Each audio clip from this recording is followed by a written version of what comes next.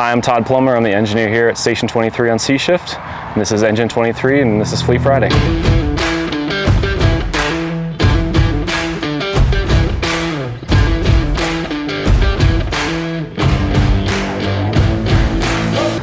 we're going to start at the front of the engine here. This is the engineer seat. This is where I sit. This is where we control a lot of the buttons and turn the sirens and lights on.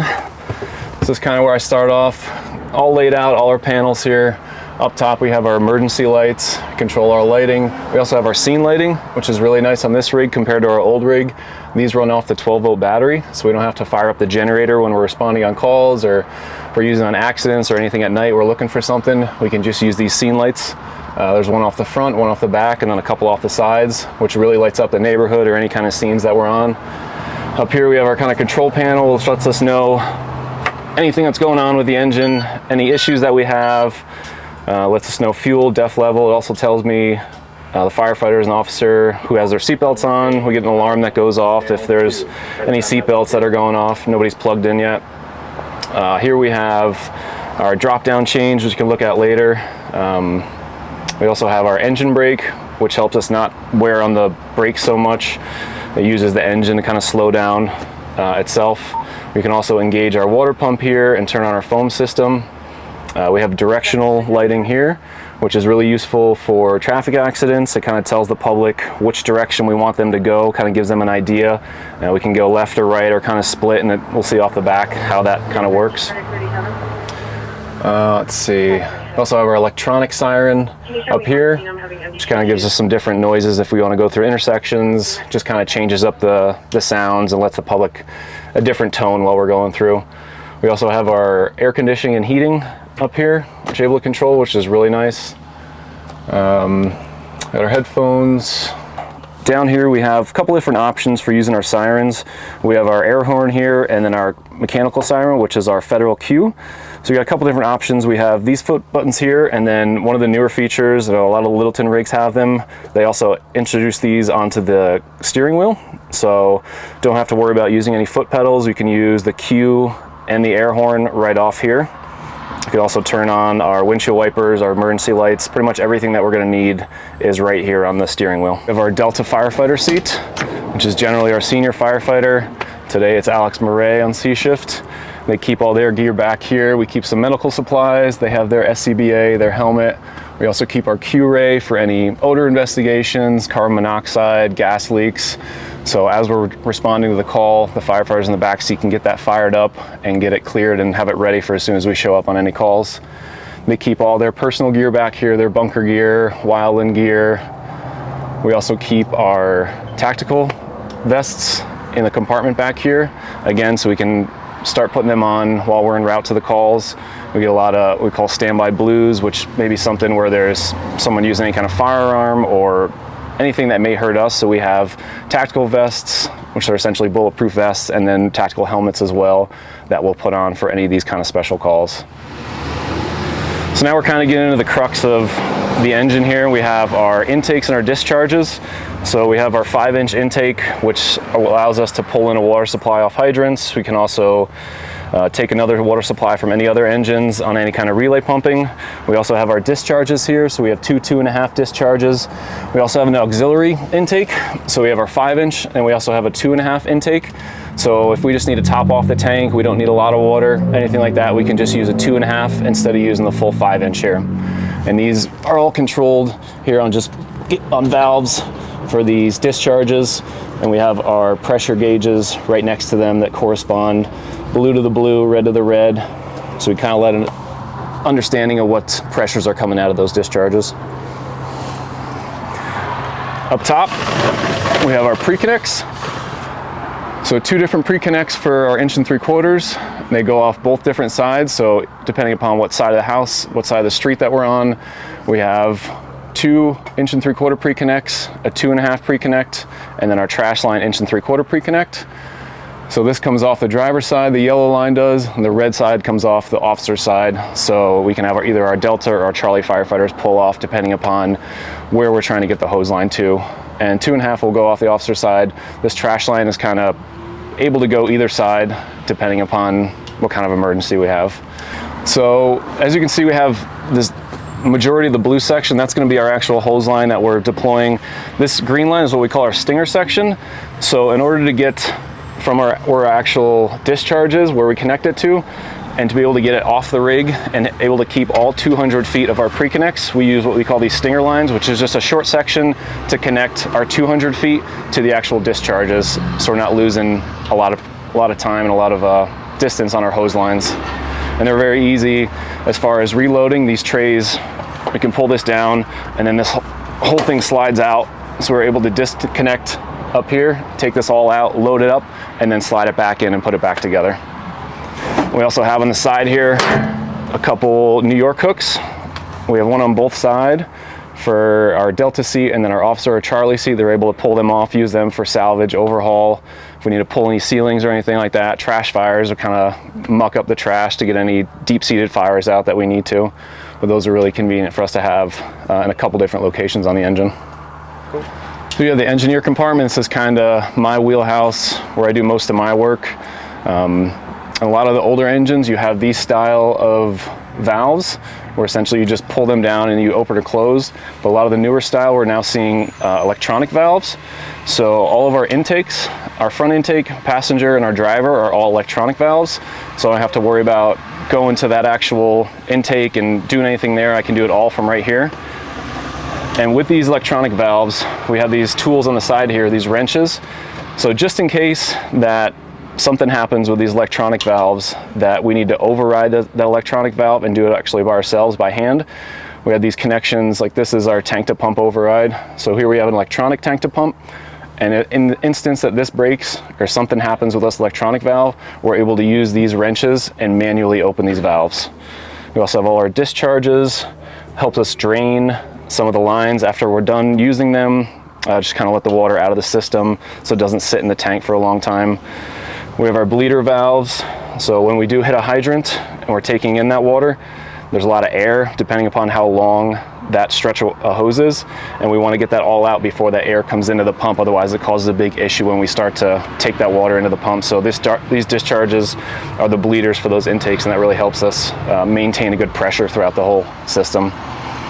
This newer feature in some of the newer engines that we have, this Husky 12 system, so this allows us to have Class A foam introduced right into our hose lines, and we have a 20-gallon tank up top of the Class A. So any of these valves here that we see that has the red and it says water to foam, these all I'm able to introduce foam directly into these hose lines off this Husky 12 system.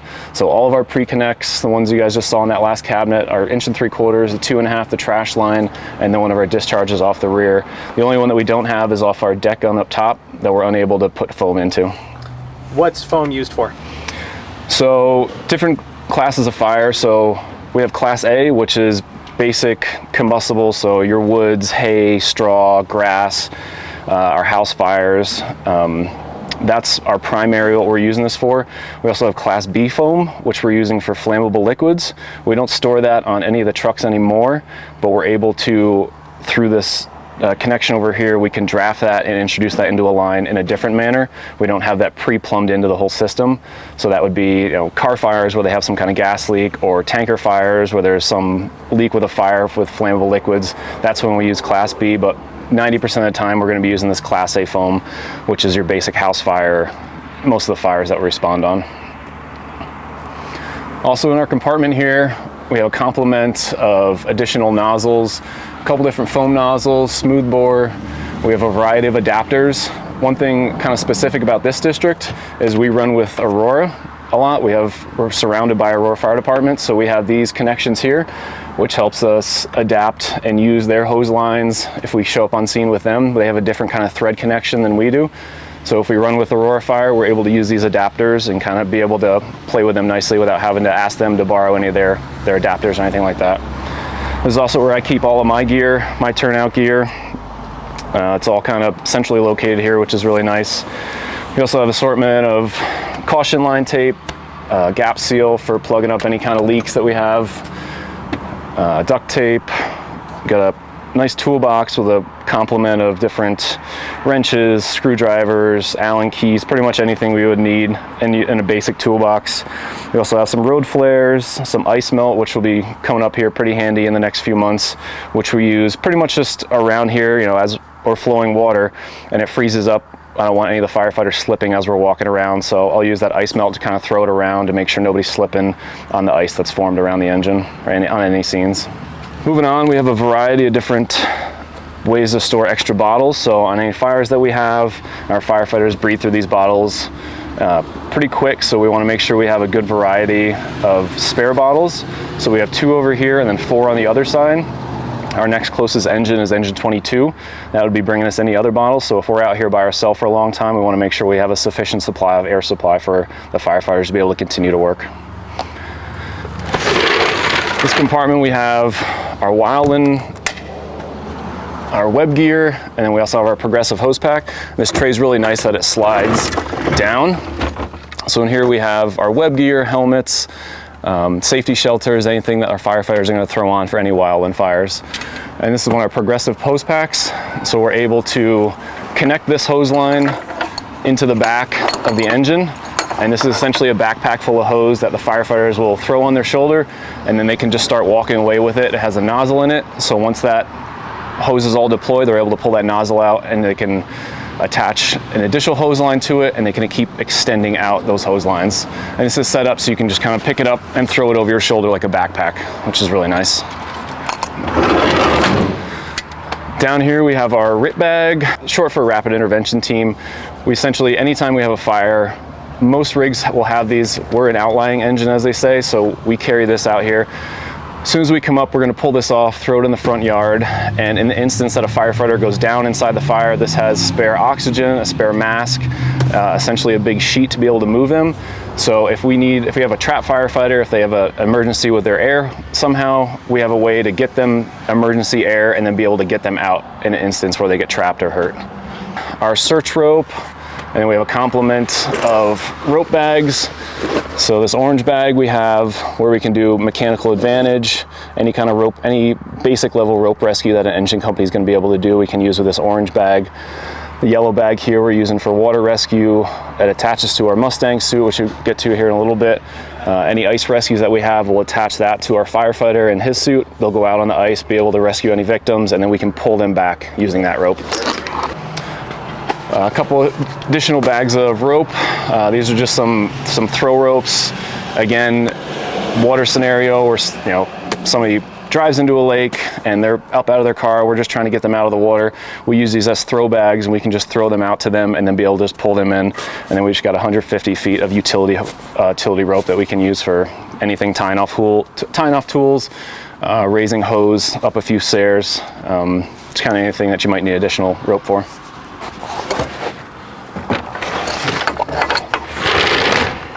So here we have our fuel and DEF. Yeah, so DEF essentially helps clean a lot of these new environmental laws with diesel engines. It helps essentially clean the exhaust that's coming out of the engines. This diesel exhaust fluid, it's a much smaller tank, and it runs through it a lot faster. So in our stations we have a big 55-gallon drum that we're able to fill our DEF with right in the station, so you don't have to go to the store or anything to do that. So we just top that off pretty often. So we were able to get our station logo. I don't know if any of you guys were able to watch the Station 23 Station Saturday, and Captain Edwards was kind of explaining where the cell block came from, but this is our station logo, and kind of came from how the station's laid out. Brick walls, not a lot of windows, kind of feels like a cell prison out here. So we made this logo for Station 23, and we're able to get a nice big decal of it on our new engine, which looks really good. So back in here, a whole bunch more storage. We have our new Blitzfire, which has a new feature on it, which allows it to oscillate, essentially like a fan that you have at home. You set it up, and we're able to kind of leave it alone, and it just pans back and forth. We're using that for defensive fires, and we can just set it up, and it just sprays back and forth. Here we have our donut roll with our 2.5. So this is for defensive fires, garage fires. We're able to pull this out. The firefighter is able to pull this nozzle and start walking away with it. I'm able to grab this connection and hook it to our discharge in the back, and he can simultaneously walk away with that as I'm starting to charge their line. And it's really maneuverable, and it's a really nice little short 100-foot section that we're able to use on primarily garage fires and defensive fires. We also have a set of collapsible cones, which is key on any traffic accidents that we use, controlling any kind of traffic. Different sets of ABC extinguisher and our dry chem extinguisher. Up top here, we have our cooler, which is able to keep water and Gatorade. A lot of times in the summertime, we're on scene for a long time, and it's key to help our firefighters hydrated. They sweat a lot on the calls, wearing the gear in the summertime while it's hot out, so we always want to make sure we have cool water for the guys and girls to be able to rehydrate with. We also keep our fire decon bucket in here. This is anytime after any fires that we have. It has bags, it has fire wipes. It helps us with our cancer initiative. We're able to take our gear off ourselves, put it in the plastic bags. We set it up top in one of the dunnage bins. We kind of keep that separate out of the cab so we don't have those carcinogens around us all the time, as well as the fire wipes, and we can kind of give ourselves a quick wipe down on scene before we get back home and be able to take a shower and get some of those carcinogens off us. One of the newer features on this engine is this holder for this SCBA pack. So it's really easy to pull this out. So this is able to slide out really easily.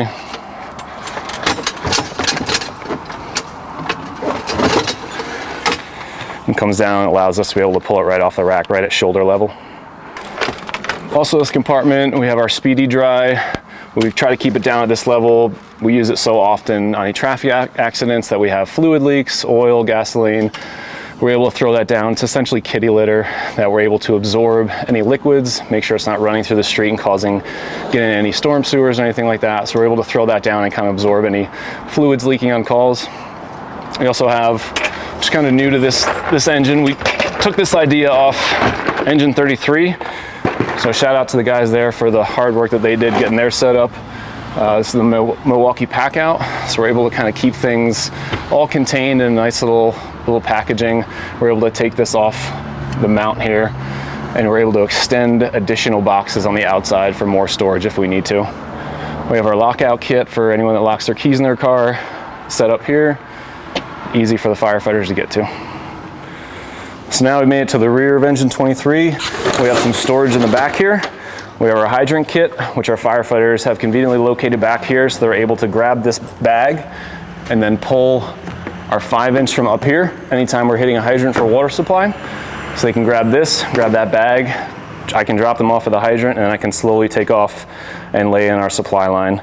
In the back here, we also have our fan, which are helping for any kind of ventilation, any odors, anytime we need to clear out any house for dangerous gases or any smells that we have, with an assortment of different extension cords, pigtails. So if there's any different connections that we have, whether it's a household or if we're trying to connect to the engine, which has a different connection, we're able to use these adapters to pick and choose kind of how we're making our connection.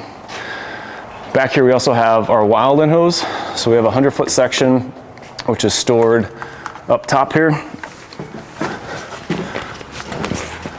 So we have our Wildland hose back here. We're able to just pull this Velcro, pull that nozzle, and this comes right off the back. So we have a lot of green belts in our district, which essentially are, fields behind homes, parks where there's walkways or running paths, and a lot of times we have fires back in there. So this is really convenient for starting us off on a fire attack in those kind of environments. And once we use up this 100 feet, we can use that progressive, that black backpack I showed you before. We can attach that to the end of this and extend that hose line out additionally if we need to, however far. Also up top here, we have a backboard. And we have a medic at our station, but they're very busy. So there's often times where the engine is running on medical calls by ourselves. And if we need to stabilize someone, if they had a fall, any kind of spinal injury, we're able to do that with our backboard. We also have a little giant ladder, which is probably one of the most used ladders that we have on this engine. Primarily using that. We run a lot of smoke detector calls where we're replacing batteries, carbon monoxide, and a lot of them tend to be in cathedral style ceilings. So we're able to use that to get to hard to reach areas and houses. It's really convenient for not having to bring down a whole 28-foot ladder to bring in someone's house, so you don't want to be banging around in there. So additionally back here, we have our 5-inch supply line, and we also have our 2-inch, 2.5-inch stretch bed, which has our horizontal standpipe attached to it. We're able to use that on fires in, say, apartment complexes where our setback from the engine to the actual house is greater than that 200 feet that we have with our pre-connects. So we have 800 feet of this 2.5 that we're able to utilize with an additional 150 foot of 1 3/4 attached to that. So we're able to use that 2.5 as a supply to a gated Y, and then use our 150 feet of 1 3/4 for fire attack. So we have different colors here that's all kind of nicely coordinated so we understand how many feet that we actually have. So if I grab this loop of orange here, I know this is 100 feet. If I grab this orange and this yellow, I know that's 200 feet. So essentially each loop of the different color is 100 feet, which helps in my calculations when I'm doing pump pressures, so I understand what I need to pump their pressures at, how far they've gone out. So if I come back here and I see 3 of these are gone, I know there's 300 feet of 2.5, and that gives me the correct numbers to put in for my pump pressure when I'm giving them the correct supply line. Back here we also have some storage for some more pike poles. So we got 6 foot and 8 foot. We also put a 8 foot New York hook. We have a closet hook in there. Again, helping for that salvage and overhaul, pulling ceilings, looking for additional fire and void spaces. So it's really nice that we have a lot of those because our closest truck company is going to be either Aurora 13s or Tower 35 or Tower 45, which are a few minutes away from us. So anytime that we need to do any of that kind of work, it's nice to have a couple extra hooks for us.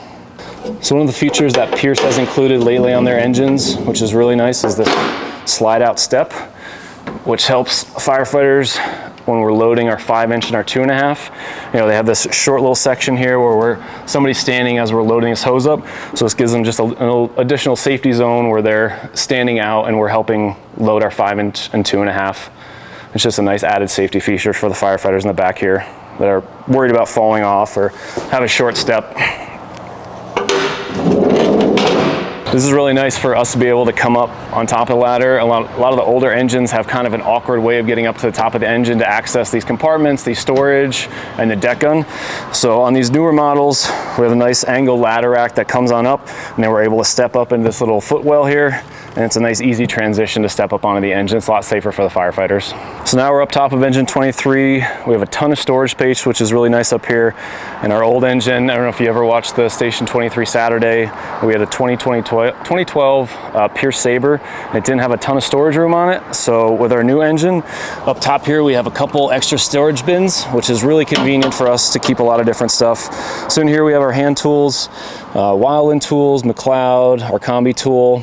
We got squeegees, which has helped us for any sprinkler breaks or any water leaks that we have in house to be able to help the homeowners mitigate any of that problems in their house. They don't have to worry about so much with the restoration companies, try and help them out as much as we can. We also keep some additional speedy dry up here. As I said before, we use that a lot, so it's always handy to have at least 2 of them on here. We tend to run through them pretty quick. We also have a dog snare in here, which help us for any scene that we're on with any unruly dogs, keep them kind of in control while we're trying to operate. So additionally, we have a pretty similar sized storage bin here, which we still have a lot of room to be able to use. We keep our PFDs up here for any time we're working at a reservoir, any kind of water call where our firefighters are standing on the shore. We want to make sure they're protected if they fall into the water. So we keep our PFDs up here, our personal flotation devices, make sure they're safe operating near water.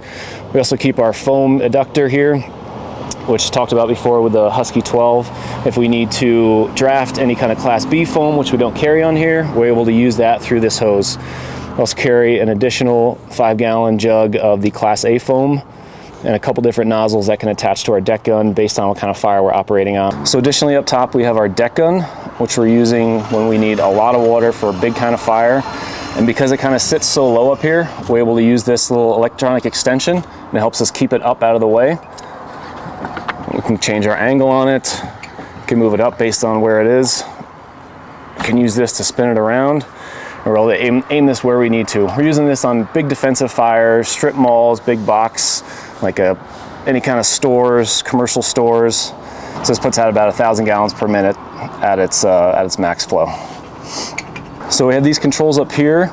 I have the same exact controls down on my pump panel, so I'm able to extend this up as my firefighter's climbing up the back steps to be able to get this set up for him. By the time he gets up here, it's ready to go. All he has to do is kind of adjust the angle and aim it to where it needs to go, so it's all ready for him when he gets up here.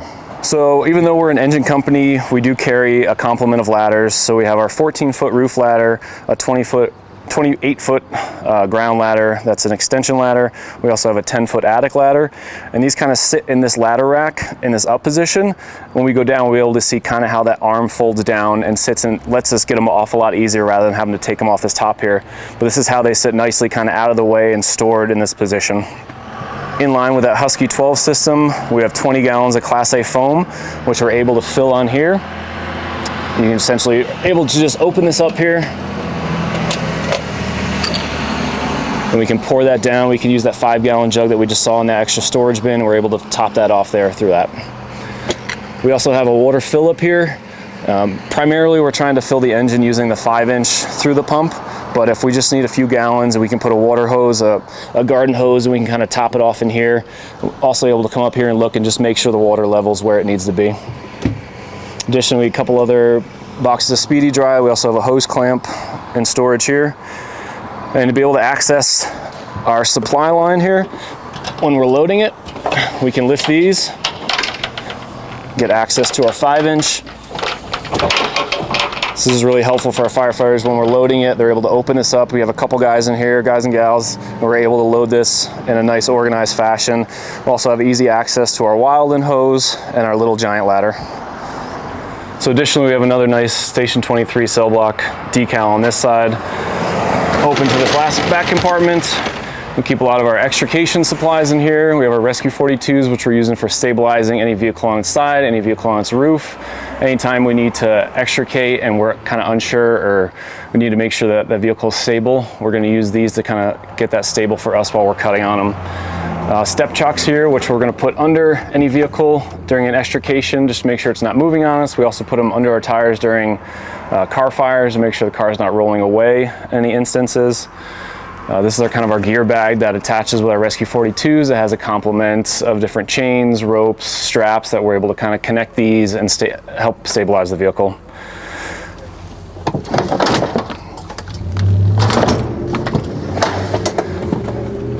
Being an outlying engine, we're able to get a nice tool like this, our combination extrication tool. So it's a combination cutter spreader, which is really nice. That's battery operated and it's able to be very mobile. We get about a half-hour runtime out of these batteries. We're also able to have a chainsaw on the engine here. So we have a complement of fuels and bar oil and ear protection, eye protection while we're using the chainsaw. Again, being an outlying engine, truck company's far away. If we need to cut a roof, if we need to cut anything, Wildland calls, we're able to use this chainsaw on any of those calls. Additional cutting tool that we have is our DeWalt Sawzall, which is really convenient. If we don't need such a big cutting job, we're able to use this small little cutting tool. We can use this on extrications. We use it to cut any kind of wood that we need. It's a really versatile little tool, again, battery operated, which is nice and convenient. Helps it be very portable.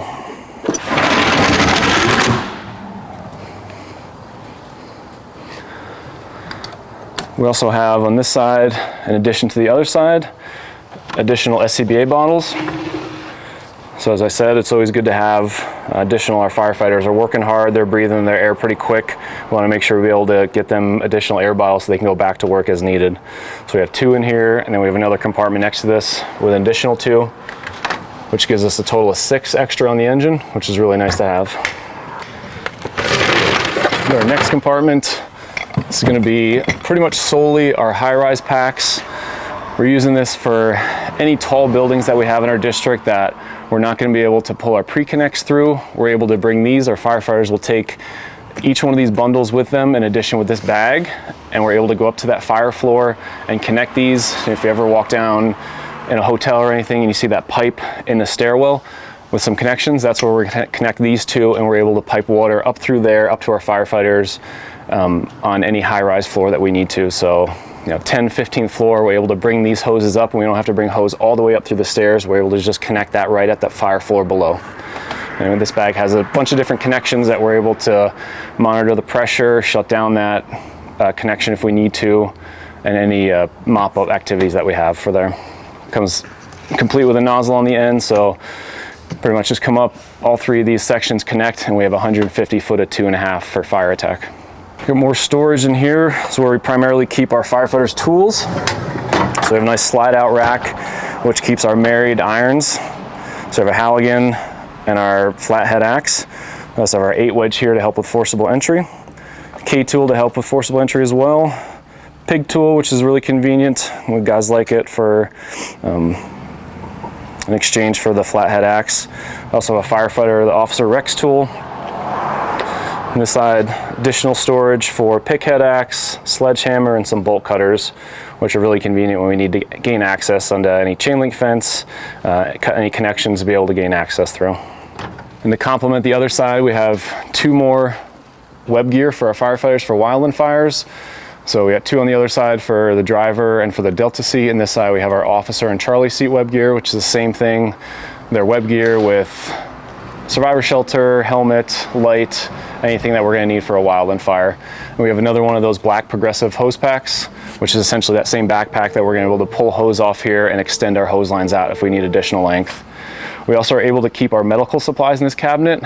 There's a heater in this cabinet, so we have a lot of different medications in here that need to be kept warm so they don't freeze. So we have a heater in this compartment that helps keep the medical supplies at a decent temperature that we're allowed to store them in this area. Our officer also keeps his turnout gear in this compartment. It's pretty tight in his seat up there, so it gives him a little extra room and then he can keep all his stuff back here. So we have our basic orange medical kit, which we're using on every medical call that we go on. It gives us a lot of the basic supplies that we're going to use for the first 10 to 15 minutes. We also have the same kind of setup for a pediatric, so children, infants, has a lot of specific instruments that we're going to use on kids, a lot of smaller things. Down here we have our red respiratory bag, which has our oxygen, different kind of hose lines to be able to breathe them in oxygen, whether it's a mask or a nasal cannula. We have 2 separate water extinguishers, so this is just water in them as opposed to the other 2 red ones in the back, which were dry chem or ABC, the CO2 one. So this is just a little water can, and it's really convenient for small fires. Firefighters are able to pull them in and we don't have to pull off an entire pre-connect. We can just use these small cans for that. Additionally, in here we have some hose. We call these pony sections, so they're shorter sections of 5-inch and 2.5. We're primarily using these to connect to hydrants, and we're trying to get close enough that we can just use this small 33-foot section and connect to the front of the engine or the side of the engine, and we don't have to pull off 100 feet off the back. So similar to the other side, it's kind of a pretty similar layout. We have an intake here that marries and complements to the other side for 5-inch. So it's going to be our primary 2 intakes on the driver and officer side. So that's where we're going to use that yellow 33-foot section to connect into here when we connect to a hydrant. Additional 2.5-inch intake, which we're able to use that purple pony section to if we don't need, again, a lot of water and we just want to top off the tank. We're able to connect that to our 2.5 here, and it's controlled by this valve here. We also have another discharge on this side, 2.5. This is one of those electronic valves that I talked about before. So we have these overrides here that we see. So in the event that electronic valve doesn't work for whatever reason, we're able to use that mechanical wrench, use it on here, and open and close that as needed. We also have a 5-inch discharge. So situations where we're pumping to an aerial, or we have a fire in an unhydrated area and we need to pump water a long distance to another engine, we're able to connect our 5-inch to here, and I'm able to feed another engine or an aerial far away through this discharge. So additionally, kind of this pump panel here that we have are ladder rack controls. So we looked up top how those ladders are stored and where they're at. This is the mechanism that we're going to be able to use to bring them down for our firefighters to be able to access them a lot easier. So it's a simple switch on, and then we press this down, and we see this arm kind of swings this ladder down for the firefighters to be able to use. Brings it nice shoulder height, and they're able to grab it really safely.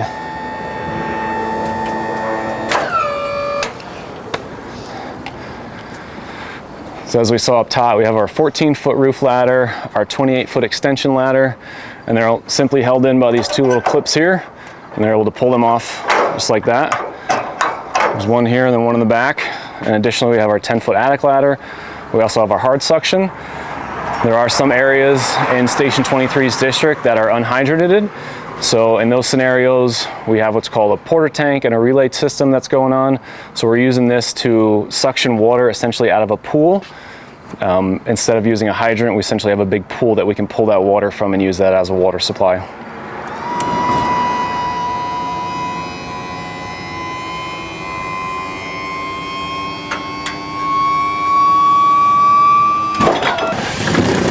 So this compartment, we're able to see the other side of our pre-connects. So as I talked about on the other side, our pre-connect, our 2 3/4 inch, they're able to pull off from either sides. So this yellow side, we're able to see the back side from what we saw on the other side. And this side, our Firefighter on the Charlie side is able to pull this off if we have any kind of situation on the officer side where it's going to be more convenient for them to pull that off. Unfortunately, the 2.5, it just comes off this side, but we're kind of able to give us some more time to set up where we're going to park for situations like that. We also have our trash line here. It's a 100-feet section of our 1 3/4 inch. We're using that for car fires, dumpster fires, anything where we can park close enough that we don't have to pull a 200-foot pre-connect. We also have another New York hook on this side for our officer to pull off. Complements the same on the other side.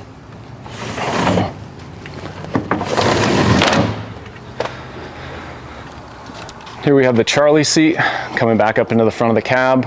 Our Charlie seat, same size as the Delta side. They're keeping their personal gear, they're keeping their SCBA. We also have our ballistic gear. This is our Mustang suit that we're using for ice rescue, water rescue. It's a big suit that keeps the firefighters buoyant as they go out into the water. They're able to kind of slide across the ice, break through the ice, and it keeps them buoyant out of the water to able to rescue anyone that's trapped in the ice. It has this nice door in here that I'm able to check my fluids. So every Monday we do a thorough check of the engines. We have to lift the cab, we raise it, look at all the engine parts, make sure nothing's leaking, nothing's broken. And we also want to check our fluid levels. So this is really convenient to be able to have everything right in this one compartment here. So I don't have to lift it to check those if I need to in any kind of situation. And it has insulated seal here so our firefighters don't get all that exhaust, all those carcinogens coming off the engine into their compartment back here. So nice feature about these newer engines, there's a ton of space in this back room for the firefighters. They're able to sit forward facing, which is nice. They're able to kind of get a view as we're coming up to any scenes. You know, in some of our older engines, the backward facing firefighters, they may not be able to see the scene as we're pulling up. So this feature gives a lot of view for them to be able to see as we're pulling up to the scene. That helps them kind of start to work through their process, what they need to do, what's going on, instead of just having the officer tell them what we're seeing. So they can kind of see for themselves and start to get a game plan together. So coming up in the last compartment we have here is where our officer sits. So this is where they climbing up as we start every call. They have their own SCBA in the back of their seat, so they can kind of get dressed as we're responding to calls. They have what we call our MDT, our mobile data terminal. So this is telling them where the call is, what kind of call we're going on, how to get there, any important notes that we need to know. So they're looking through this screen as we're driving to the call, relaying information to the crew, asking questions through dispatch, what we need to know before we get on scene. One of the newer features on this engine compared to our last one are these controls here for sirens for the officer seat, which I tend to believe is my officer's favorite feature on this. Allows him to pretend like he's an engineer while we're responding to calls. But he's able, if I'm missing something and he sees someone coming out through an intersection, he's able to use the air horn or any other additional sirens to kind of give them a heads up that we're coming through. So additionally, I have those scene lights that we talked about earlier.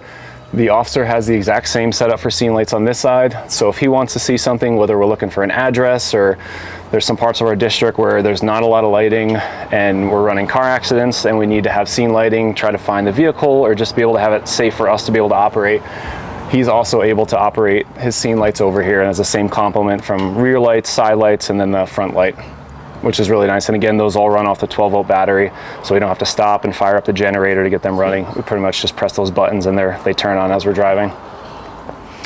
The officer also has his thermal imaging camera in this nice little box up here. So that's helping him see on any fires, through any smoke. He's got that conveniently located right in front of him there, so it's not hanging off anything. It's kind of out of the way, and it's in a nice little protected space for him. He also has his complement of radios up top, his headset. We also have a couple different boxes that keep our gloves, cup holders there. Yeah, so if you've noticed, as we've been opening some of these compartments, we have these flashing lights here. One of the most dangerous things that we're doing is on interstates, traffic accidents, around in the public. So as soon as we're opening this door, I know there's a lot of lights on top of these engines and you'd think it'd be hard to miss, but this is just an additional safety precaution. So when we open this door, there's a big scene, there's a lot of chaos going on, people aren't really paying attention. So this is just an additional heads up for people that are driving by to let them know there's firefighters that are stepping out, they're operating, this door's open, and just to keep a mind on things. On the engine here, we have an additional storage compartment which is primarily what we're going to use for hitting the hydrant. You saw in that back compartment there was a short section of 5" and 2.5. So these are again 33-foot sections that we're able to use to hit the hydrant. So one of our key uses for this front side intake here, if we can nose up and we can pull up to a hydrant really close, we're able to connect this 5" right to this front intake, and we're able to take water in from the hydrant right into this front intake. So additionally up in here we have all our tools that we're going to need to be able to hit a hydrant, the connections that we can use, a hydrant wrench that's going to help us open the hydrant, and then what we call a 2.5" gate valve, which helps us kind of control the flow of water through additional ports on the hydrant. Thanks for looking around our new Engine 23. We're super happy to have it. It's working out really well for us. Big thanks to Fleet Services for helping us get it in service. A lot of the mounting and brackets that we had, they did a ton of work getting this in service for us. Big help to logistics, helping us getting the supplies on it, and a big help to the other stations that we're able to kind of beg, borrow, and steal some ideas from. So thanks for stopping by. Hope you enjoyed. Additionally, back here we have our 2.5" stretch bed. Station alert.